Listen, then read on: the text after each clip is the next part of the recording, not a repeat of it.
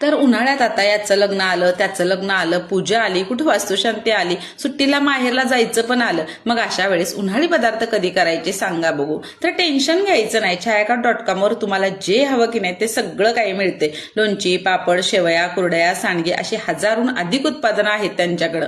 तर अगदी घरगुती पद्धतीने बनवलेलं आणि खाताना पण नाही आपल्या आईच्या हातची चव पण त्याला लागते. तर मी इथं छायाकाट.com वरून बाजरीचे सांडगे, मठमुगाचे सांडगे, गव्हाचे सांडगे मागवलेले. मग बाजरीची भाकरी तर आपण नेहमी खातो, पण बाजरीचे सांडगे कधी खाल्ले नव्हते. म्हटलं असं कसं लागतंय ते बघावं. तर सांडगे पहिल्यांदा की नाही त्याला चांगले बघा भाजून घ्यायचे.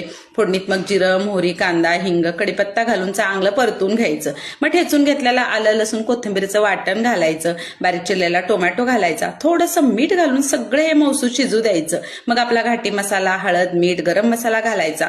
थोडंसं पाणी घालून हे मसाले चांगले शिजवून घ्यायचे. मग सांडगे घालायचे, छान मिक्स करून गरम पाणी घालायचं. शेंगदाण्याचा कूट घालून की नाही 10 मिनिटं बघा भाजी शिजू द्यायची. तर मी भाताबरोबर ही भाजी ट्राय केली, खूप भारी लागत होती. तर विश्वासच बसेना की ही बाजरीच्या सांडग्याची भाजी सुद्धा एवढी भारी लागू शकते ती. तर पावसाळ्यात भाजीचं लईच वांद होतं आणि भाजीला काय करायचं की नाही याचं पण टेन्शन राहतं. तर आताच पट्टापट तेवढं की नाही ऑर्डर करा आणि जाता जाता की नाही तेवढं सबस्क्राईब करा. जय सद्गुरू.